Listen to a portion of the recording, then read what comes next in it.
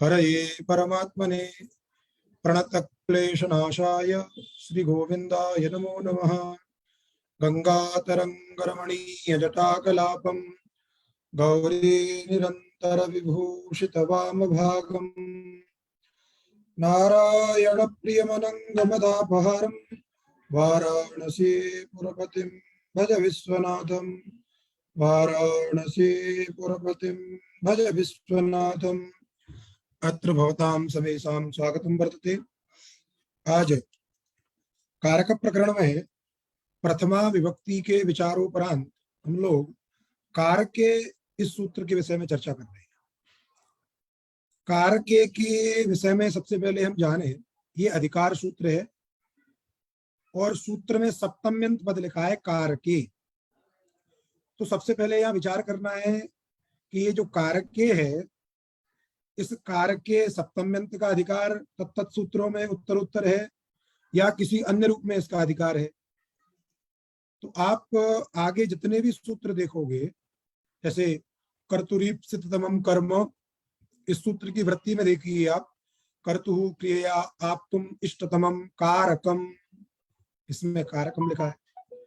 अन्य भी देखोगे आप, तो जितने भी आगे सूत्र हैं जिनमें इसका अधिकार जा रहा है, उन अधिकृत सूत्रों में सब जगह प्रथमांत कारक पद सुनाई दे रहा है और यहाँ सूत्र में ये सप्तम्यंत पठित है।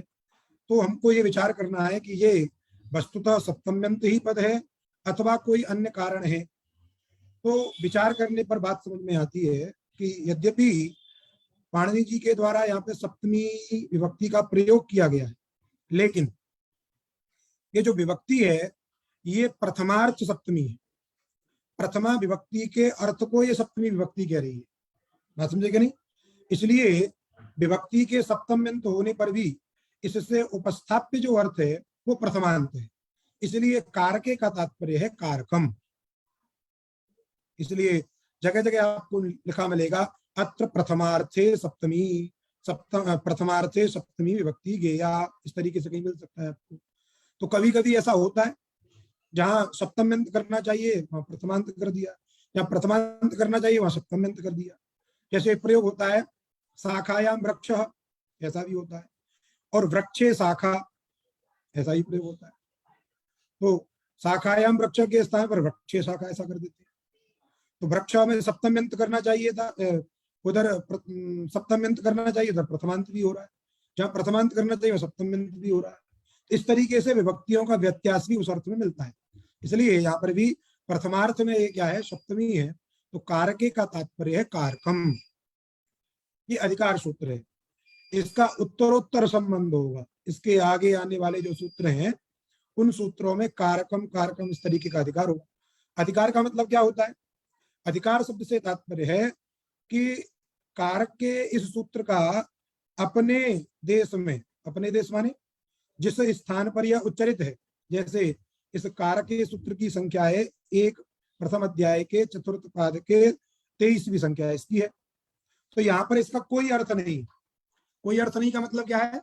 लक्ष्य संस्कारक कोई अर्थ नहीं, इससे किसी भी लक्ष्य की सिद्धि नहीं हो रही है, लेकिन विधि सूत्र के साथ में जुड़ जाएगा, कर्तुरीप्सिततमं कर्म इसके साथ में जुड़ जाएगा, तो वहां पर इसका फल आ जाएगा।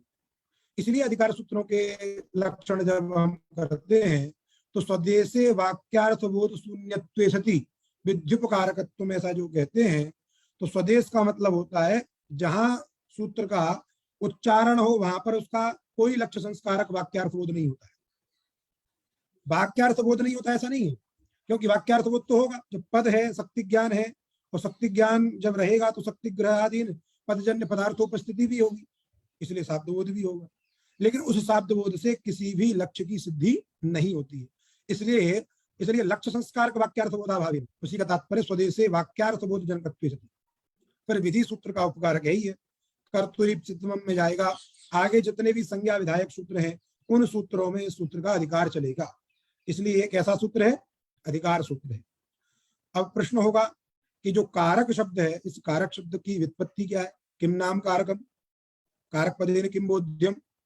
तो यदि कारक शब्द को देखें क्री धातु से कर्तरी इडुल प्रत्यय करने पर कारक शब्द की व्युत्पत्ति होती है, करोति। जैसे पचति इति पाचकः, वैसे करोति इति कारकः, या नपुंसकलिंग में तो कारकम, करोति इति कारक। तो क्री धातु से कर्तरी डबल, अर्थात क्ली धातु यदि व्यापार उसका अर्थ है तो व्यापार आश्रय, कर्ता का अर्थ हो जाएगा आश्रय, माने कारक का मतलब होगा व्यापार आश्रय अथवा उत्पत्ति आश्रय। बात समझे कि नहीं? इस तरीके से धातु और प्रत्यय से निष्पन्न ये अर्थ निकल रहा है। लेकिन भाष्यकार ने इसका क्या तात्पर्य किया, यही व्युत्पत्ति की या किसी और ने, टीकाकार ने, ग्रंथकारों ने क्या इसकी व्याख्या की है? तो कहा कि कारकम ये एक संज्ञा है, कारकम ये क्या है, एक संज्ञा है, इसलिए इसको हम कहेंगे संज्ञा अधिकार। संज्ञा के साथ साथ क्या है, अधिकार भी है। कारक ये क्या है, एक संज्ञा है और इसका अधिकार है, उत्तर संबंध है। बोले कैसे? आगे व्युत्पत्ति का, भाष्य की जो व्युत्पत्ति है उस व्युत्पत्ति को प्रमाण के रूप में दे रहे हैं। क्रियाजनकम कारकम, कारक शब्द की व्युत्पत्ति कर रहे हैं। क्रियाजनकम, क्रियाम करोति, क्रियाम संपादयति, इस तरीके से व्युत्पत्ति ये कर रहे हैं, क्रियाम संपादयति। तो करोति इति कारकम जो व्युत्पत्ति की, उसी को और फलितार्थ के रूप में कह दिया क्रियाजनकम, उत्पादकम, क्योंकि कर्ता जो है उत्पादक है, जनक है, और क्री जो धातु है, इसलिए क्रियोत्पादकम, क्रियाजनकम, इस रूप में व्युत्पत्ति करके क्रियाजनकम कारकम ऐसा अर्थ किया। इस अर्थ में हेतु दिया क्रियाम करोति निर्वर्तयति इति भाष्य व्युत्पत्ति प्रदर्शना। भाष्यकार ने इसकी व्युत्पत्ति कैसी की? जब कारके सूत्र की व्याख्या भाष्यकार करने लगे तो उन्होंने की अपने भाष्य में लिखा क्रियाम करोति माने क्रियाम निर्वर्तयति, निवर्तयति नहीं पढ़ना है, निर्वर्तयति। निवर्तयति और निर्वर्तयति में अंतर है। निर्वर्त एक और रेफ उसमें बोलेंगे तो निर्वर्त माने संपादन और निवृत्त माने हटाना, इसलिए दोनों को समझ के बोलना है। निर्वर्तयति माने संपादयति, उत्पादयति, उसको कहेंगे हम कारकम। निर्वर्तयति ऐसा कहते हैं भाष्यकार, तो उसकी हमने सरल व्याख्या कर दी क्रियाम जनयति, क्रिया जनकम। इस तरीके से कारक शब्द का तात्पर्य हो गया जो क्रिया का निष्पादक हो, इसलिए क्रियाजनकत्वम अथवा क्रिया निष्पादकत्वम, क्रिया संपादकत्वम, इस तरीके से हम कारक के लक्षण कह सकते हैं, जो क्रिया का निष्पादन करे, क्रिया का उत्पादन करे। जैसे कर्ता है, कर्ता किसी न किसी क्रिया का निष्पादन करता है, जैसे देवदत्तः गच्छति, इस वाक्य में देवदत्त करता है। वो देवदत्त कौन सी क्रिया का निष्पादन कर रहा है, संपादन कर रहा है? गमनक क्रिया का संपादन कर रहा है। यदि देवदत्त न रहे तो गमन क्रिया अपने आप नहीं हो सकती है, इसलिए गमनक क्रिया का संपादक, गमनक क्रिया का जो जनक है वो देवदत्त है, इसलिए देवदत्त क्या है, कारक है। इसलिए जो भी क्रिया का जनक होगा, जो भी क्रिया का जनक होगा उसको हम क्या कहेंगे, कारक कहेंगे। तो ये कारक महती संज्ञा भी है, अन्वर्थ संज्ञा है। अन्वर्थ का मतलब होता है प्रकृति प्रत्ययजन्य जो अर्थ है वो भी उस समय घटित होना चाहिए। तो कारक शब्द से 6 प्रसिद्ध है, कर्ता कर्म च करणं च संप्रदानं तथैव च अपादानाधिकरणम इत्याहु कारकाणि षट्। ये 6 शब्दों में, 6 अर्थों में कारक शब्द की जो है शक्ति बताई गई है। तो क्या इन 6 शब्दों में कारक शब्द की व्युत्पत्ति घटती है कि नहीं घटती? तो घटती है। ये जितने के 6 है ये किसी न किसी क्रिया के संपादक होते हैं। अब जरूरी नहीं है कि एक ही क्रिया के सभी संपादक हो, बात समझे कि नहीं? क्रियाएं भी विभिन्न प्रकार की होती हैं और उन क्रियाओं में एक प्रधानीभूत क्रिया होती है। जैसे देवदत्त साइकिल से गांव जाता है, आपने वाक्य बोला देवदत्त यानेन गृहम गच्छति। अब यहां पर जो गमनक क्रिया है उस गमनक क्रिया का संपादक, मुख्य संपादक कौन है? देवदत्त है। देवदत्त यदि नहीं रहेगा तो गमनक क्रिया नहीं हो पाएगी। लेकिन उसी गमनक क्रिया को संपादित करने के लिए यान भी है। उसी गमन क्रिया को संपादित करने के लिए गृहम भी है। बात समझे कि नहीं? उनका संबंध येन केन प्रकारेण प्रधान क्रिया निष्पादकत्व में है। प्रधान क्रिया को संपादित करना है। यदि यान नहीं है तो भी क्रिया संपादित नहीं हो रही है, गृहम नहीं है तब भी क्रिया संपादित नहीं है। लेकिन वो क्या है? अवांतर क्रिया है। क्रिया जो मुख्य क्रिया होती है उसके तमाम सारे अन्वय होते हैं, माने विशेषण होते हैं क्रिया के। जैसे देवदत्ता गृहम गच्छति जो हम वाक्य बोल रहे हैं, तो केवल गमन जो है क्रिया नहीं है, वहां पे छोटी छोटी क्रियाएं होती रहती है। जैसे आप अपने घर जाते हो तो आप बहुत प्रकार के काम पहले करते हो, अपना बस्ता बोरा जो भी है बैग लगाते हो, सब कुछ करते हो, कहीं से छुट्टी लेनी है या वो सारे कार्य करने पड़ते हैं आपको। बात समझे कि नहीं?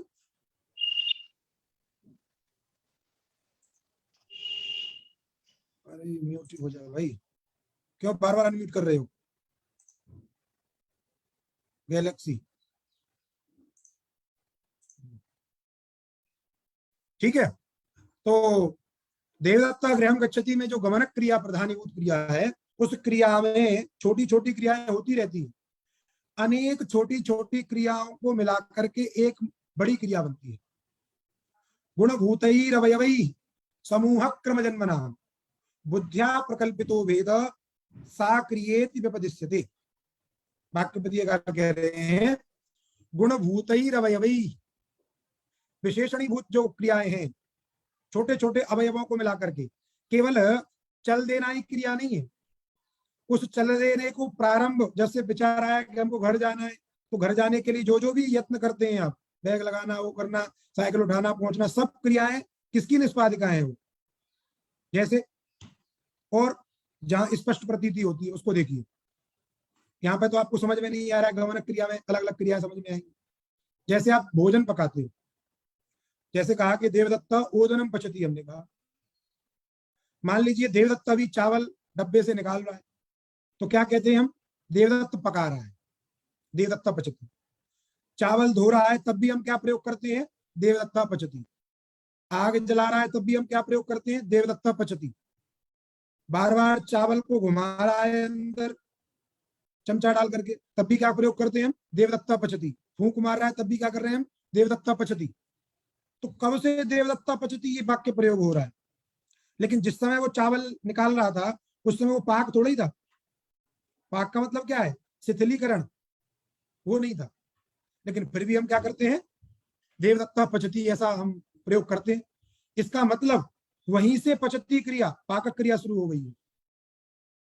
तो छोटी छोटी क्रियाओं को मिला करके एक बड़ी क्रिया होती है, और बड़ी क्रिया के ही निष्पादक सभी कारक होते हैं। यदि वो चावल ही ना निकालेगा तो देवदत्ता ओदनम पचती कैसे? यदि लकड़ी नहीं जलाएगा तो कथम देवदत्ता ओदनम पचती? तो पाकक क्रिया की संपादिका सभी कारक है, इसलिए को सभी कारक क्या होते हैं? क्रिया के निष्पादक होते हैं, और वो सब प्रधान क्रिया को ही क्या करते हैं? पुष्ट करते हैं। इसलिए गुणभूत ही अवयवी समूह क्रम जन्मना क्रमेण उत्पत्स्यमाना, क्रम से उत्पन्न होती है। जैसे पाकक क्रिया संपादन करनी है तो ये क्रम बना हुआ है, पहले चावल निकालना है, चावल को धोना है, फिर उसको कुकर में रखना है, गैस चलानी है, सीटी लगानी है, फिर कुकर खोलना है, ये सब क्रम से होगा। और उन सबको मिलाकर के एक क्रिया हुई पाकक क्रिया। अब इतनी बड़ी जो क्रिया है उसमें अभेद करते हैं हम। जो चावल धो रहा था वो अलग काम है, और जो पक गया वो अलग काम है। लेकिन चावल धोना और जो पकना, इसको हमने एक जोड़ दिया, अभेद अलग नहीं है। इसलिए चावल धोने के समय भी हम क्या करते हैं? पचती ऐसा प्रयोग करते हैं। कब तक चलता है वो? जब तक कि पाक संपूर्ण नहीं हो जाता है, जब तक कि चावल ढीला नहीं हो जाता है, गैस से उतार नहीं देते, तब तक पचती पचती चलता रहता है। इसलिए बुद्धिया प्रकल्पितो भेद सा क्रियेत विपदिश्यते, उसी को हम क्या कहते हैं? क्रिया कहते हैं। और उन्हीं क्रियाओं का, किसी भी प्रकार की क्रिया का जो निष्पादक है उसे हम कारक कहते हैं। इसलिए देवदत्त है, देवदत्त हस्ताभ्याम, हाथ के द्वारा ऐसे कहिए, देवदत्त हस्ताभ्याम स्थाल्याम वन्यना ओदनम पचती, ऐसा कहिए। इसमें देख कितने कारक आ जाएंगे। देवदत्त क्रिया कर रहा है, पाकक क्रिया कर रहा है तो देवदत्त करता है। इसमें वन्यना ये करण है, ये भी कारक है, तो इस ये भी एक क्रिया को पैदा कर रहा है। जो आग जल रही है ये भी एक क्रिया है। यदि आग नहीं जलेगी तो चावल नहीं पकेगा। इसलिए जो वन्नी है वो भी क्या है, कारक है। स्थाल्याम, जो कुकर है, उस कुकर में चावल रखे जा रहे हैं, तो अधिश्रयण रूपी जो क्रिया है, आश्रय है, वो कुकर कर रहा है। यदि वो चावल अपने अंदर न रखे, कुकर फट जाए नीचे से, तो चावल पक जाएगा, नहीं पकेगा। इसीलिए स्व स्व अवान्तर व्यापार द्वारा प्रधान क्रिया निष्पादकत्व सर्वेशम कारक। तो जितने भी कारक हैं, ये सभी कारक अपना अपना व्यापार करते हुए, अर्थात ये तो बात निश्चित हो गई कि सभी के सभी कारक क्रिया के जनक होते ही हैं, लेकिन अपनी क्रिया का निष्पादन करते हुए प्रधानक क्रिया का निष्पादन ये करते हैं। इसलिए जो कारक की व्युत्पत्ति की जा रही है, क्रियाम निष्पादयति क्रिया जनकत्वम, तो क्रिया का जो जनक है उसे हम क्या कहते हैं, कारक कहते हैं। तो जो भी कारक है वो किसी न किसी क्रिया का जनक ही होगा। इसलिए, और जो क्रिया का जनक नहीं है, जैसे ब्राह्मणस्य पुत्रम पंथानम पृच्छति वाक्य प्रयोग किया है। ब्राह्मणस्य पुत्रम पंथानम पृच्छति में यहाँ पे पुत्रम ये द्वितीया बात समझेगा नहीं, और पृच्छति इत्यादि में क्रिया हो गई। देवदत्त कर्ता हो जाए, देवदत्त ब्राह्मणस्य पुत्रम पंथानम पृच्छति। अब यहाँ पर ब्राह्मणस्य जो है ये कर्ता नहीं, ये कारक नहीं। क्यों कारक नहीं? क्योंकि ब्राह्मण जो है किसी भी क्रिया का संपादक नहीं है। देवदत्त पूछने का काम कर रहा है, और पूछा किससे जा रहा है? देवदत्त पुत्र से पूछा जा रहा है। इसीलिए पुत्र ही क्रिया का जनक है। जो प्रश्नानुकूल व्यापार जो हो रहा है वो पुत्र से हो रहा है, इसलिए पुत्र में तो कारकत्व है, लेकिन ब्राह्मण में कोई क्रियाजनकता नहीं, इसलिए ब्राह्मण क्रियाजनक न होने से कारक नहीं, और कारक न होने से संबंध सामान्य में षष्ठी आई है, इसलिए उसमें, इसलिए ब्राह्मण से। और बातें ये सब आगे स्पष्ट होंगी। तो कारक का तात्पर्य हो गया क्रियाजनकत्वम है, करोति क्रियां निर्वर्तयति इति भाष्ये व्युत्पत्ति दर्शनात् ब्राह्मणस्य पुत्रं पश्यति इत्यत्र ब्राह्मणस्य अन्यथा सिद्धत्वात् न कारकत्वम्। अन्यथा सिद्ध है ब्राह्मणस्य, क्यों? क्रिया जनकत्वम, जनकत्व नाम कारणत्वम। जनक का मतलब कारक, कारण, और कारण किसे कहते हैं? कारण का मतलब होता है कार्य नियत पूर्ववृत्ति, लेकिन अन्यथा सिद्ध शून्य। अन्यथा सिद्ध शून्य सती कार्य नियत पूर्ववृत्तित्व कारणत्व।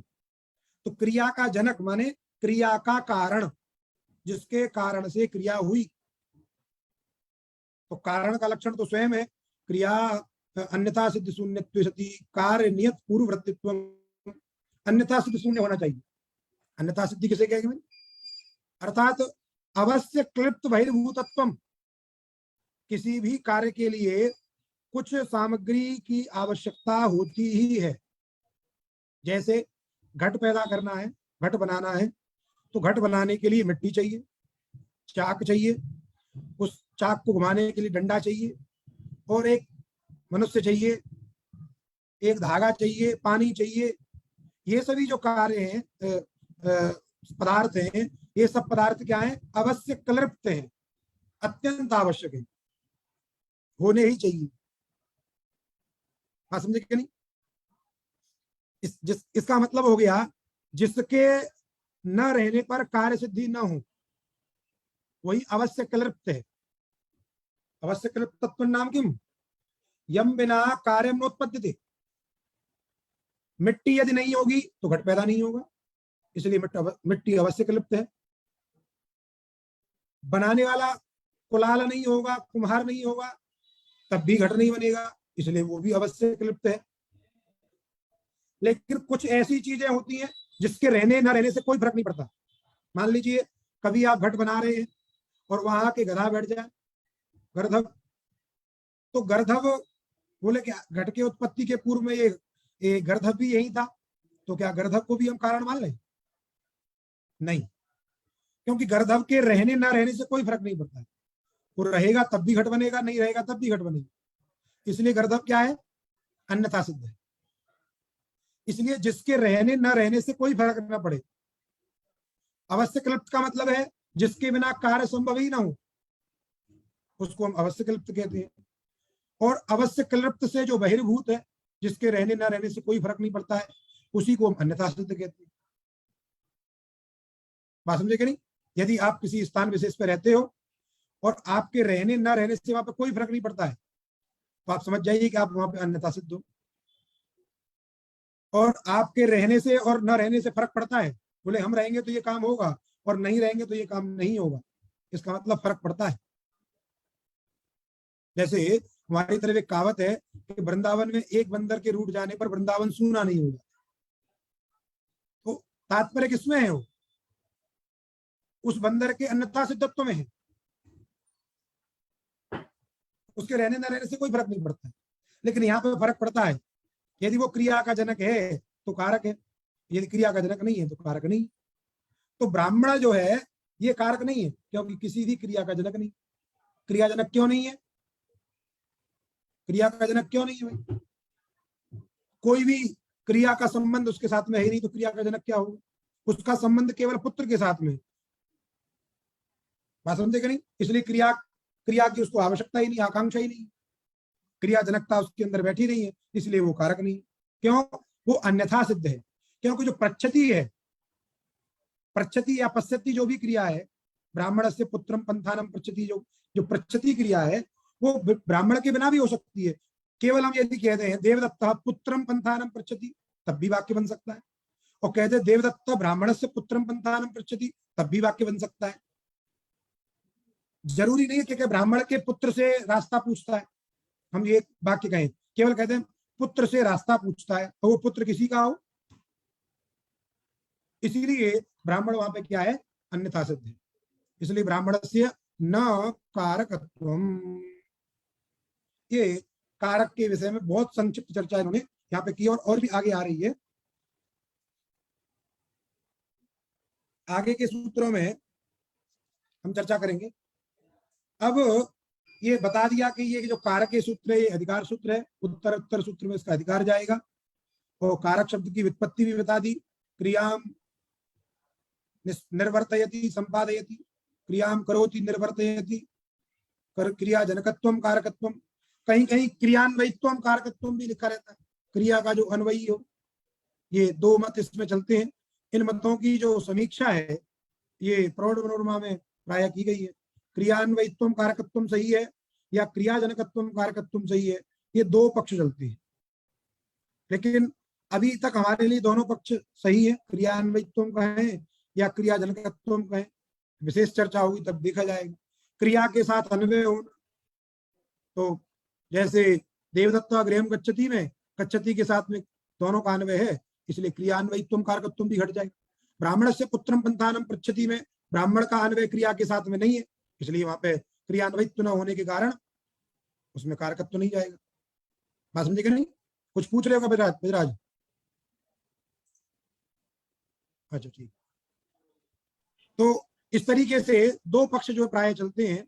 और क्रियाजनकत्व ये क्या सिद्धांतित है, कोई कोई कहता है कि ब्राह्मण से पुत्रम पंथानम पृच्छति में ब्राह्मण का भी पुत्र द्वारा क्रियान्वयित्व है ही है, इसलिए उसमें भी कारकत्व की आपत्ति आएगी। तो फिर वो कहेंगे साक्षात क्रियान्वयित्व, तो साक्षात अन्वय नहीं है, ये परंपरा संबंध से है। समझे कि नहीं? जब कहेंगे कि साक्षात क्रियाजनकत्व या क्रियान्वयित्व, जो जिसका साक्षात क्रिया में अन्वय हो, तो ब्राह्मण का साक्षात क्रिया में अन्वय नहीं है, पुत्र द्वारा है। तब पूछा जाएगा भाई यदि आप कहोगे कि क्रियाजनकत्व, तो अपादान अथवा संप्रदान ये भी क्रिया के जनक नहीं है, वहां भी परंपरा या क्रिया के जनक होते हो। तो ये तमाम प्रकार का इसमें शास्त्रार्थ का विषय होता है। लेकिन दोनों सिद्धांत हैं, क्रियान्वयित्व व कारकत्व हम कहें या क्रियाजनकत्व कारकत्व कहें, दोनों लक्षणों में कोई दोष नहीं है, अभी आप दोनों ही मान के चलिए। और इसके अग्रिम सूत्र में हम देखें कर्तुरीप सिततमम कर्म। अब यहाँ पर कर्म संज्ञा विधायक सूत्र के बारे में चर्चा कर रहे हैं। कर्तु ये षष्ठंत पद है इसमें, और ईप्सितमम ये प्रथमांत पद है, और कर्म ये भी प्रथमांत पद है। संज्ञा सूत्र है। संज्ञा सूत्रों में होता क्या है कि दो दल होते हैं, एक संज्ञा दल होता है, एक संगी दल होता है। तो कर्तुरीप्सिततमम कर्म इस सूत्र में एक संज्ञा दल है कर्म, ये संज्ञा दल है, और कर्तुरीप्सिततमम ये जो है संगी दल है। अर्थात कर्तुरीप्सिततमम की कर्म संज्ञा होती है। और भी विशेष बात ये होती है कि जो संज्ञा संगी होते हैं उनमें क्या होता है, दोनों प्रथमांत प्रथमांत होते हैं। जैसे ईप्सिततमम ये भी संगी दल है, कर्तु से विशेषणित है, वो अलग बात है, लेकिन प्रथमांत वो भी है, और कर्म ये भी प्रथमांत है। तो संज्ञा जो सूत्र होते हैं उन संज्ञा सूत्रों में जो संज्ञा संगी है वो दोनों प्रथमांत प्रथमांत होते हैं, और संज्ञा और संगी ये दो उसमें दल होते हैं। अब इसमें विचार करिए, कर्तु ये षष्ठ्यंत है और ईप्सिततमम ये प्रथमांत है। इसमें कर्तु की व्याख्या पहले की जाए या ईप्सिततमम की व्याख्या पहले की जाए? यदि कर्तु की व्याख्या हम पहले करते तो सबसे पहले प्रश्न होगा कि कर्तु में षष्ठी विभक्ति किससे आई? कर्तु में षष्ठी विभक्ति किस सूत्र के द्वारा आई है? तो कहोगे अक्तस्य च वर्तमाने, इस सूत्र के द्वारा आई है। अक्तस्य च वर्तमाने सूत्र के द्वारा षष्ठी विभक्ति आई है। तो अक्तस्य च वर्तमाने का अर्थ क्या भाई? अक्त प्रत्यांतस्य योगे कर्तरी षष्ठी। तो अक्त प्रत्यांत शब्द क्या है, ये जिज्ञासा होगी। इसीलिए जो कर्तु की षष्ठी है वो अक्तांत के योग में होगी, इसीलिए पहले अक्तांत शब्द को समझना क्या है, आवश्यक है। तो सूत्र में कर्तु सूत्र के प्रथम पढ़े जाने पर भी हम पहले व्याख्या किसकी करेंगे? ईप्सिततमम इस पद की करेंगे, क्योंकि ईप्सिततमम इस पद के अधीन कर्तृपदोत्तर षष्ठी विभक्ति है। जब तक ईप्सिततमम में नहीं जानेंगे कि ये अक्ता प्रत्यांत शब्द है, तब तक उसके योग में षष्ठी विभक्ति नहीं हो सकती है। इसीलिए पहले कर्तु शब्द की व्याख्या न करके किसकी व्याख्या करनी चाहिए? हमको ईप्सिततमम की व्याख्या करनी चाहिए। और इस सूत्र में कारके का अधिकार भी आता है। उस कारके का अधिकार बने या तो उसको प्रथमार्थ में सप्तमी कहें या उसकी विभक्ति को विपरिणाम करें। तो कारके का मतलब होगा कारकम। क्या होगा? कारकम। इसीलिए बाल मनोरमा देखिए लिखा है कर्तुरीप्सिततमम इति कारके इति अनुवृत्तम। कारके की यदि अनुवृत्ति करते हो तो उसका क्या करेंगे हम? प्रथमया विपरिणम्यते, प्रथमा के में उसका विपरिणाम करेंगे। कारके के सप्तम्यंत को क्या कर देंगे हम? प्रथमा में कर देंगे, कारकम इति, इसलिए विपरिणाम कर दिया। अब ईप्सिततमम की व्याख्या लिख रहे हैं, आप तुम इष्यमाणम ईप्सिततमम, ये व्युत्पत्ति लिखा। ईप्सिततमम का मतलब क्या हो गया? आप तुम इष्यमाणम। जैसे हम पूछते हैं कर्ता की व्युत्पत्ति क्या है, तो कहते करोति इति, कर्ता। वैसे ही इष्टतमम का मतलब, ईप्सिततमम का मतलब क्या हो गया? आप तुम इष्यमाणम इति ईप्सिततमम। अब पूछा जाएगा इसकी सिद्धि कैसे होगी भाई? तो अब इसके अंदर क्या क्या पदार्थ प्रविष्ट हैं उसको बता रहे हैं। आप्लरी व्याप्त, आप्लरी धातु है व्याप्ति अर्थ में। आप लरी में लरी की संज्ञा हो जाती है, आप बचता है, तो आप धातु है। अब कह रहे हैं अस्मात् सन्नन्तात्, पहले आप धातु से सन प्रत्यय करना है, बात समझे कि नहीं? और सन्नंत से क्या करना है? मत बुद्धि पूजार्थेभ्यश्च, इस सूत्र के द्वारा हक्ता प्रत्यय करना है। तो आप धातु से जब सन प्रत्यय करते हैं तो ईप्स बना लेते हैं, और ईप्स से क्या कर देते हैं हम? मत बुद्धि पूजार्थेभ्यश्च, तो संज्ञों से द्वित्वादि की विवक्षा कर लेनी है आपको, मतबुद्धि पूजार्थेभ्यश्च। और देखिए स्पष्ट देखना है तो तत्वबोधिनी में देखिए एक तरफ से लिखा है उसको, तत्वबोधिनी में नीचे देखिए कर्तुरिति अक्तस्य च वर्तमाने इति कर्तरी षष्ठी आपनोते सन, आप धातु से सन किया, और आप ज्ञप्रधामी, ये क्रम से सूत्र है, इससे ईकार कर देना है, आ के स्थान पर ई कर देना है, तो क्या हो जाता है? ईप्स।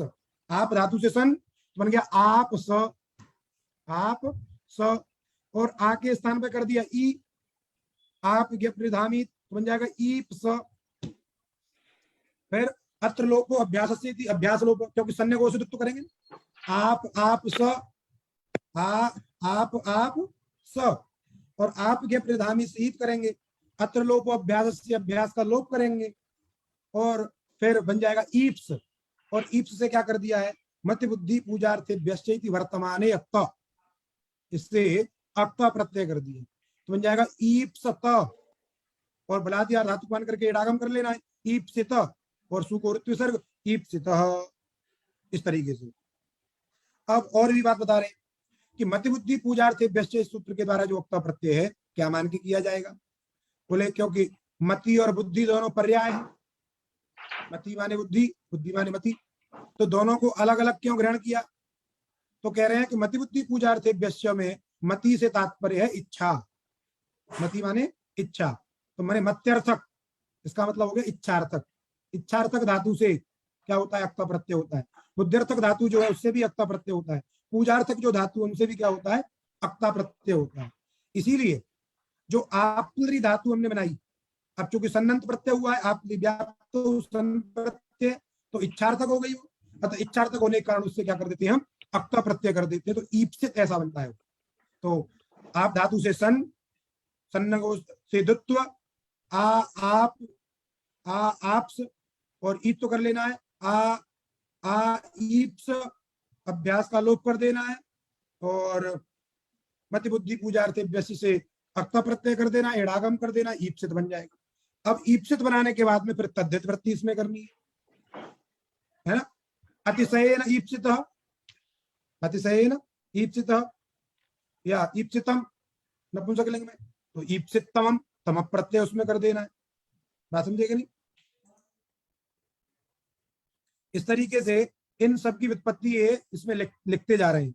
अक्तस्य च वर्तमाने कर्तरी षष्ठी, बालमनोरमामी हम फिर पुनः लौट आए हैं।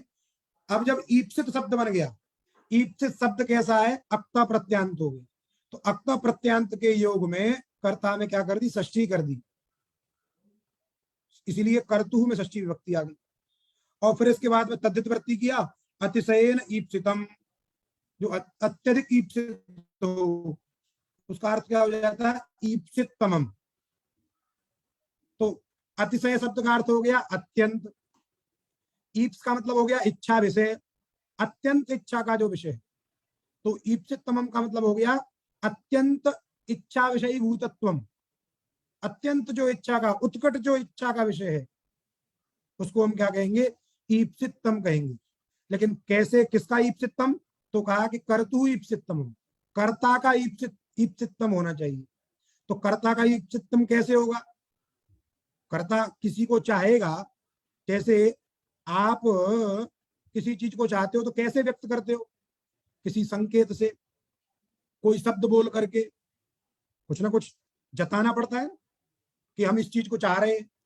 तो वैसे ही कह रहे हैं कर्तु ईप्सितम, कर्ता का ईप्सित, तो कर्ता जब किसी वस्तु को चाहेगा तो किसके द्वारा चाहेगा, बोले अपने व्यापार के द्वारा, क्रिया के द्वारा, इसलिए कह दिया कर्तु क्रिया, कर्ता की जो क्रिया है उस क्रिया के द्वारा जो अत्यंत ईप्सित है, कर्तु क्रिया आप्तुम इष्टतमम, उसी को व्याख्यान किया जा रहा है। कर्ता अपनी क्रिया के द्वारा जिसको अत्यंत चाहता है, जिस पदार्थ को अत्यंत चाहता है, वो जो पदार्थ है पहले कारक होता है, और फिर कारक होने के बाद में उसकी क्या होती है, कर्म संज्ञा होती है। क्या समझ में आ गई, सामान्य अर्थ है। ईप्सितम शब्द का अर्थ हो गया अत्यंत इच्छा विषयी भूतत्व। अब पूछा जाएगा कि किसकी इच्छा का विषय लिया जाए, तो उपस्थित कर्ता ही है, कर्ता की इच्छा का विषय लिया जाएगा। तो कर्ता किस प्रकार उसको इच्छा का विषय बनाएगा, तो क्रिया के द्वारा बनाएगा। इसीलिए कर्तु क्रिया, कर्ता संबंधी जो क्रिया, कर्तृवृत्ति जो व्यापार, कर्ता में रहने वाला जो व्यापार है, क्रिया है, उस क्रिया के द्वारा जो भी अत्यंत ईप्सित पदार्थ होगा वही अत्यंत ईप्सित पदार्थ कर्म होता है। कर्तु क्रिया आप तुम इष्टतमम कारकम कर्म संज्ञम से, बात समझ में आ गई। इसलिए बाल मनोरमा लिख रहे हैं अतिशयन ईप्सितम ईप्सितमम, ठीक। और धातु पात्र व्यापार आश्रय कर्ता, कर्ता किसे कहते हैं, बोले धातु पात्र जो व्यापार का आश्रय है, धातु उपस्थाप्य, उपात्त माने उपस्थाप्य, उक्त धातु का जो अर्थ है, धातु उपस्थाप्य जो व्यापार माने क्रिया का जो आश्रय, व्यापार का जो आश्रय है उसे क्या कहते हैं? कर्ता कहते हैं।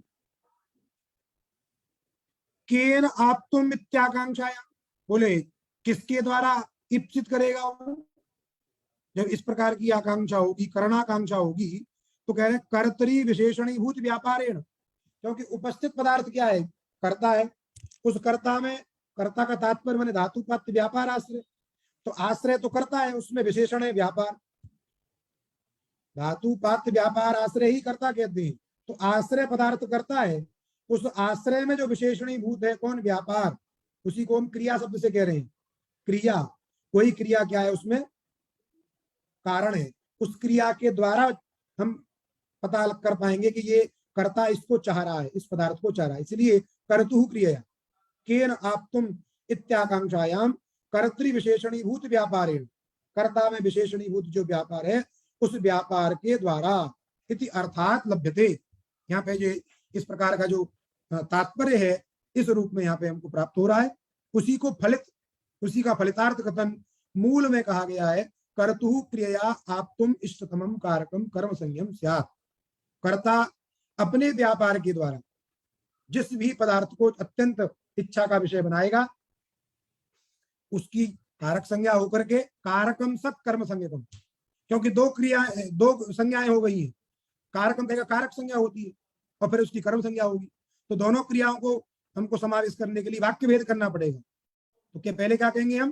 कर्तु क्रिया आप तुम इष्टतम पूर्वम कारकम पश्चात कर्म संज्ञकम, क्योंकि दोनों क्रिया एक साथ नहीं हो सकती हैं, इसलिए दो वाक्य कर दिए हमने। पहले कारक होगा और कारक होने के बाद वो क्या होगा? कर्म होगा। बात समझ में आई? जैसे देवदत्तः ओदनम पचति, हमने प्रयोग किया।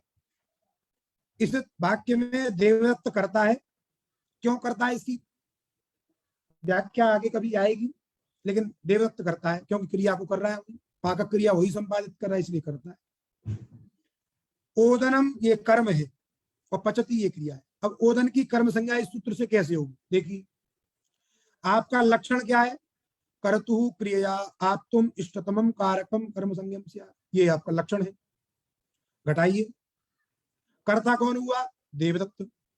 कर्ता की जो क्रिया, कर्तु क्रिया माने कर्ता संबंधी जो क्रिया है, कौन सी क्रिया है? पाकक क्रिया। उस देवदत्त पकाता है, किसको पका रहा है भाई? अर्थात देवदत्त पाकक क्रिया के द्वारा किसको अत्यंत चाह रहा है? जैसे देवदत्त जो काम कर रहा है उस काम को बताना चाहेगा, इस काम से ये काम हो जाए मेरा। जैसे आप किसी को नमस्कार करते हो तो आपके अंदर क्या इच्छा रहती है? कि मेरे नमस्कार से ये व्यक्ति संतुष्ट हो जाए, यही तो रहती है। वैसे ही देवदत्त की भी इच्छा यही है कि मैं जो व्यापार कर रहा हूं, चावल धो रहा हूं, फूंक मार रहा हूं, चला रहा हूं, ये जितना भी व्यापार है इसके द्वारा क्या हो जाए? ओदन शिथिल हो जाए। तो अत्यंत ईप्सित पदार्थ क्या है? ओदन। इसलिए देवदत्त की जो क्रिया पाकक क्रिया, उस पाकक क्रिया के द्वारा अत्यंत ईप्सित पदार्थ हो गया ओदन, और उसको हम ऐसे घटाते हैं और इसकी सरल व्याख्या करते हैं कर्तृवृत्ति। क्या बोलते हैं उसको हम? कर्तृवृत्ति व्यापारजन्य फलाश्रय। कर्तृवृत्ति व्यापारजन्य फलाश्रय, कर्ता में रहने वाला जो व्यापार, कर्तृवृत्ति जो व्यापार कर्ता में रहने वाला, कर्ता हुआ देवदत्त, उस देवदत्त में रहने वाला व्यापार क्या है? पाकानुकूल व्यापार। पच धातु का अर्थ क्या है? पाकानुकूल व्यापार। पाक माने शिथिलीकरण, और तदनुकूल जो व्यापार, उस शिथिलीकरण को पैदा करने के लिए जो भी क्रिया की जाती है, चावल धोना, बटलोई धोना, कुकर साफ करना, पानी भरना, गैस चलाना, फूंक मारना, चलाना चावल को, जो भी करना हो आपको, वो सब क्या है? व्यापार है। व्यापार माने ये बिजनेस नहीं, व्यापार माने जो हम कार्य कर रहे हैं। धातु के दो अर्थ होते हैं, फल और व्यापार। फल और व्यापार। व्यापार माने जो हम कार्य करते हैं वो व्यापार है, क्रिया है। वो क्रिया का आश्रय कर्ता होता है और फल का आश्रय कर्म होता है। इसलिए फलाश्रयत्वम कर्मत्वम सीधा सीधा कहते हैं। तो धातु के दो अर्थ, फल और व्यापार। व्यापार किस में रहता है? किसी कर्ता में। फल किस में रहता है? कर्म में। इसलिए दोनों जब अलग अलग रहते हैं, फल और व्यापार, इसलिए धातु कैसी होती है? सकर्मक। और फल और व्यापार जब एक में रह जाते हैं तो क्या होती है? धातु अकर्मक। उसमें पता ही नहीं लगता कहाँ गया वो फल और व्यापार, जो एक ही व्यक्ति में है। लेकिन जब धातु सकर्मक रहेगी तो फल अलग दिखाई देगा और व्यापार अलग दिखाई देगा। जैसे देवदत्त ओदनम पचती हम कह रहे थे, तो देवदत्त वृत्ति जो व्यापार, पाकानुकूल व्यापार, उस व्यापार से जन्य क्या है? पाक। पाक माने विकृति। विकृति माने चावल का नरम होना, मुलायम होना, शिथिलीकरण होना, यही है पाक। उस पाक का आश्रय कौन है? ओदन। इसलिए ओदन ही क्या है? अत्यंत ईप्सित है, उसी की कर्म संज्ञा होती है। इसलिए कर्तृवृत्ति व्यापार जन्य फलाश्रय जो है, देवदत्त क्या कहना चाहता है? अयम ओदनः मदवृत्ति व्यापार जन्य फलाश्रय भवतु। इस प्रकार की इच्छा रहती है, क्योंकि यहाँ पे आप तुम इष्टतमम इच्छा विषयी भूतत्व कहा। देवदत्त के अंदर रहने वाला जो व्यापार है, उस व्यापार के द्वारा क्या करता है? देवदत्त इच्छा करता है। किस प्रकार की इच्छा करता है? कि यह चावल मेरे व्यापार से जन्य जो शिथिलीकरण है उसका आश्रय हो जाए। अयम पूर्ववर्ती पदार्थ मदवृत्ति व्यापार जन्य फलाश्रयो भवतु। कोई भी क्रिया ले लीजिए, जैसे देवदत्ता गृहम गच्छति, तो देवदत्त वहां पे इच्छा करेगा अयम ग्राम, यदि उसका ग्राम ईप्सित है, उस ग्राम में घटना चाहिए उसको, तो कहेगा अयम ग्राम मदवृत्ति व्यापार जन्य फलाश्रयो भवतु। तो मदवृत्ति जो गमनानुकूल व्यापार है, तज्जन्य जो फल है संयोग, तदाश्रयो भवतु। इस प्रकार की इच्छा होती है। तो कहने के उसके कई आयाम है, लेकिन तात्पर्य यही है, कर्ता की जो क्रिया है, उस क्रिया के माध्यम से अत्यंत जो ईप्सित पदार्थ है, अत्यंत अभीप्सित जो पदार्थ है, उसी पदार्थ की क्या होती है? कर्म संज्ञा होती है। वो कर्ता व्यापार का आश्रय होता है, उस व्यापार से पैदा जो फल होता है, उस फल का आश्रय जो होता है उसे हम कर्म कहते हैं। इसलिए छोटा सा लक्षण जब हम बोलते हैं तो फलाश्रयत्वम कर्मत्वम ऐसा कहते हैं। देवदत्ता ओदनम पचती में व्यापार हो गया, चावल धोना इत्यादि जो भी क्रियाएं कर रहा है वो व्यापार है। उससे पैदा क्या होता है? शिथिलीकरण। उसका आश्रय ओदन है, अतः ओदन की क्या हो जाती है? कर्म संज्ञा हो जाती है। तो देवदत्ता ओदनम पचती ऐसा वाक्य हो जाता है। सब जगह ऐसा ही है। अब हम क्रम से पढ़ेंगे। बालमनुमा में देखिए, तत्फलितम आह, ये जो हमने व्याख्या की, इसका फलितार्थ जो मूल में लिखा वही है, कर्तु प्रिय आप तुम इष्टतमम कारकम कर्म संज्ञम से। अब यहाँ पे एक समस्या पैदा करना चाह रहे हैं, कह रहे हैं, बता दे रहे हैं कि ये जो अक्ता प्रत्यय यहाँ पे हुआ है, समझे कि नहीं? अक्ता प्रत्यय जो हमने किया मति बुद्धि पूजार्थेभ्यश्च, ये वर्तमान काल में अक्ता प्रत्यय होता है। लेकिन यहां पर इस सूत्र में जो ईप्सित शब्द है, इस ईप्सित शब्द में जो अक्ता प्रत्यय हुआ है, इस ईप्सित शब्द में अक्ता प्रत्यय वर्तमान अर्थ में होगा, लेकिन वो जो वर्तमानत्व है वो साध्य में भाषित नहीं होगा। और सरल समझाऊं तो ये कहिए कि आप वर्तमान को भूल जाइए यहाँ कि ये जो अक्ता प्रत्यय है ईप्सित शब्द में, ये वर्तमान में हुआ है, इस बात को भूल जाइए। अब साध्य का विषय नहीं है, ये बात अलग है, समझाने के लिए।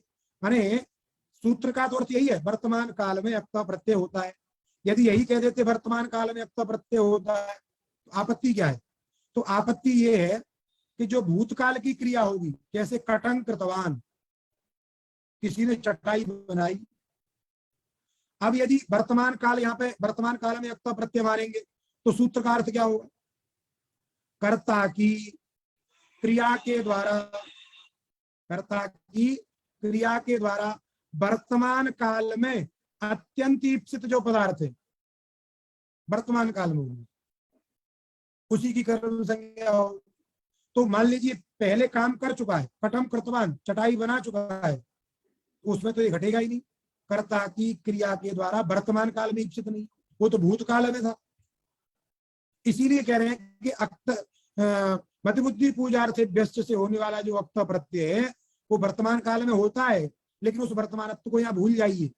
वर्तमानत्व यह न विवक्षितम, वहां विवक्षा नहीं है उसकी, नहीं तो भूतकाल में अथवा भविष्यत काल में कटम करिष्यति, कट बनाएगा, तो वहां पर भी जो है कर्म संज्ञा नहीं हो पाएगी।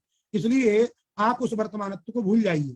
तो किसी भी रूप में अब केवल सामान्य अर्थ होगा, इच्छा का विषय होना चाहिए, अत्यंत इच्छा का जो विषय होगा उसकी क्या होगी, कर्म संज्ञा होगी। उसके लिए वर्तमानत्व आदि की हमने चर्चा यहाँ पे नहीं करनी है। इसलिए कह रहे हैं अक्ता प्रत्ययोपात्तम वर्तमानत्वम तु न विवक्षितम। अक्ता प्रत्यय के द्वारा कथित उक्त, अर्थात जिस अर्थ में अक्ता प्रत्यय आता है वो जो वर्तमानत्व है वह वर्तमानत्व विवक्षित नहीं है। क्यों नहीं विवक्षित है? यदि विवक्षित हो जाएगा तो वर्तमान काल में जो इच्छा का विषय रहेगा उसी की कर्म संज्ञा होगी, भूतकाल में अथवा भविष्यत काल में जो इच्छा का विषय है उसकी कर्म संज्ञा नहीं हो पाएगी। इसलिए वर्तमानत्व न विवक्षितम तेन वर्तमानत्वस्य अविवक्षितत्वेन कटम करोति अथवा कटम कृतवान इत्यादि नाव्याप्ति। इन दो प्रकार के प्रयोग में है, करोति नहीं, यहाँ पे कटम कृतवान ऐसा कहिए, मानी इसमें क्या नहीं होगी, अव्याप्ति नहीं होगी। अब जो व्याप्ति शब्द था उस व्याप्ति शब्द की व्याख्या कर रहे हैं। आपती माने संबंध, अर्थात जो आपलरी व्याप्त धातु जो थी आप धातु, उस आप धातु का अर्थ क्या होता है, संबंध। बात समझेगा नहीं? एवं च वो संबंध कैसा होगा? अब ईप्सितम का शब्द का अर्थ बता रहे हैं, तो अर्थ बता रहे हैं कर्त्रा, माने कर्तु का मतलब हो गया कर्त्रा, स्वनिष्ठ व्यापार प्रयोज्य फलेन संबद्धुम विश्यमाणम।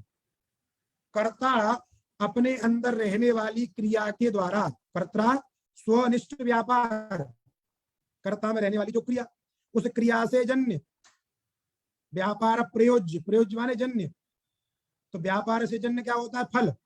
तो कर्ता में रहने वाली क्रिया के द्वारा जन्य जो फल, उस फल के द्वारा, फलेन, उस फल के द्वारा जिसके साथ संबंध बनाना चाह रहा है, जिसको अभीप्सित कर रहा है, इच्छित कर रहा है, अर्थात जिसको फल का आश्रय बना रहा है। संबद्धुम इस्यमाणम का मतलब हो गया फलाश्रयत्वेन, माने फल का संबंध उधर आश्रयत्वेन रहेगा, तो फलेन संबद्धुम इस्यमाणम, उसी को हम क्या कहेंगे, कर्म कहेंगे।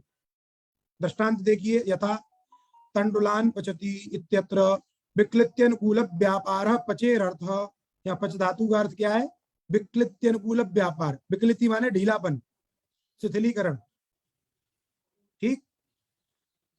और उसकी व्याख्या देखिए क्या है, विक्लेदन जो विक्लिति है उसकी व्याख्या देखिए, तप्तोदक प्रस्वेदन कृत शिथिलावयवात्मकत्वं मृदु विशदत्वं विक्लिति।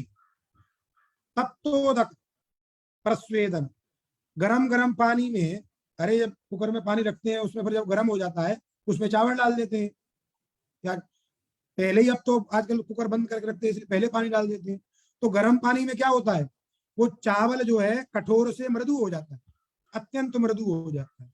तो अत्यंत जो मृदु होना है, पहले आप उसको नाखून से तोड़ोगे तो टूटेगा नहीं, लेकिन जब वो पक जाता है तो वो ऐसे नाखून करोगे तो अलग अलग हो जाता है, इतना जो मृदु हो जाता है, सरल हो जाता है। वही जो शिथिलीकरण जो उसका है उसी को हम क्या कहते हैं, विकृति कहते हैं। तद अनुकूल जो व्यापार है, वो जो शिथिलीकरण है कैसे कैसे आता है, वो चावल में ढीलापन कैसे आता है, उसी को हम व्यापार कहते हैं। वो कौन सा होता है, तो देखिए अधिश्रयण, अधिश्रयण माने जैसे आप कढ़ाई रखते हैं या कुकर रखते हैं या कोई भगोना बटलोई रखते हैं, तो उसमें पहले हम अधिश्रयण करते हैं, उदक सेचन करते हैं, पानी डालते हैं उसमें, फिर एधोपकर्षण करते हैं, लकड़ियां वकड़ियां जलाते हैं, है ना, एधोपकर्षण, प्राज्वलन आदि, उसको जलाना, लकड़ी वकड़ी जलाना, ये सब क्या है, व्यापार है। इन सभी व्यापारों से विकृति पैदा होती है, ठीक। इति कारके इत्यादि सूत्र भाष्य, भाष्यकार ने ये सारी चीजें बताई हैं कि विकृति क्या है, तदनुकूल व्यापार क्या है, ये सारी बातें वहां पे बताई गई हैं। बात समझे नहीं? अतएव फल व्यापार धातु इति सिद्धांत, इसलिए धातु के दो अर्थ होते हैं, फल और व्यापार। तथा च तंडुलान अधिश्रयणादि व्यापारेण विक्लेदयति। तंडुलान पचती का शब्द बोध क्या हो गया कि तंडुलान, तंडुलों को अधिश्रयणादि जो व्यापार हैं उन व्यापार के द्वारा विक्लेदयति माने ढीला कर रहा है। बात समझे कि नहीं? जो कड़क चावल हैं उन चावलों को अधिश्रयण इत्यादि जो व्यापार हैं उन व्यापारों के द्वारा उसमें शिथिलीकरण ला रहा है। ये तंडुलान पचती का शब्द बोध हो। ठीक, अधिश्रयणादि रूप, अब उसको पूरा सूत्र घटा रहा है, देखियो। अधिश्रयणादि रूप कर्तृ व्यापार प्रयोज्य विकलिति रूप फलाश्रयत्वात् तंडुलानाम कर्मत्वम। अगर ये लाइन आपको याद है तो किसी भी रूप में इसको घटा सकते हैं। ये वही है, कर्तृवृत्ति व्यापार प्रयोज्य फलाश्रयत्वेन इच्छोद्देश्यत्वम। उसी को कर्तु क्रिया आप्तुम इष्टतमम, उसी को ये लिख दिया है। अधिश्रयणादि रूप जो कर्तृ व्यापार, कर्तृवृत्ति व्यापार क्या है? अधिश्रयणादि जो व्यापार है यही कर्तृवृत्ति व्यापार है। उस व्यापार से जन्य, जन्य को कह दिया प्रयोज्य, व्यापार प्रयोज्य जो फल, कौन? विकलिति। तो व्यापार प्रयोज्य जो विकलिति रूप फल का आश्रय है कौन है? तंडुल है, इसलिए तंडुलानाम कर्मत्वम। यहीं पर देवदत्त ग्रामम गच्छति यदि कहें तो ग्रामम गच्छति, गच्छति में क्या होता है? पाद प्रक्षेपादि व्यापार होता है और फल क्या है? संयोग। तो इसी के रूप में पाद प्रक्षेपादि कर्तृ व्यापार प्रयोज्य संयोग रूप फलाश्रयत्वात् ग्रामस्य कर्मत्वम। चित्रम पश्यति, चित्रम पश्यति ऐसा प्रयोग किया तो दर्शनानुकूल व्यापार। तो देखने में क्या व्यापार करते हैं हम, या आंखों से हम देखते हैं तो उसमें क्या व्यापार होता है? माने दर्शनानुकूल व्यापार है, उसको हम और विशेष शब्द से कहें तो माने आंख खोलना, आंख खोलेगा तभी दिखेगा वो, नहीं तो दिखेगा। अक्षी निक्षेपणा भाव वृत्ति माने आंख बंद नहीं कर रहा, यही मतलब हो गया, यही व्यापार हो गया। उस व्यापार से जन्म क्या होगा? उसका दर्शन होगा। दर्शन रूप जो फल, उस फल का आश्रय कौन है? चित्र। उस चित्र की हो जाएगी क्या? कर्म संज्ञा। तो जितने भी हम कर्म, जिसकी हम कर्म संज्ञा करते हैं उसका तात्पर्य यही है, कर्तृवृत्ति व्यापार प्रयोज्य फलाश्रय। लिख लीजिए, आप इतना ही लिख लेंगे और लंबा चौड़ा बोलने की जरूरत नहीं है। बोलते तो और भी है, कर्तृवृत्ति व्यापार जन्य फलाश्रयत्वेन उच्चोद्देश्यत्वम ऐसा बोलते हैं, लेकिन उसको और शॉर्ट में छोटा में कहेंगे साफ साफ, कर्तृवृत्ति व्यापार जन्य फलाश्रयत्वम। कर्ता में रहने वाला जो व्यापार, उस व्यापार से जन्य जो फल, उस फल का जो आश्रय है उसी की हम क्या कहते हैं? कर्म संज्ञा कहते हैं। उसी की कर्म संज्ञा होती है। इतना यदि केवल भी आपको याद रहेगा तब भी सभी के सभी लक्ष्य आपके क्या हो जाएंगे? सिद्ध हो जाएंगे।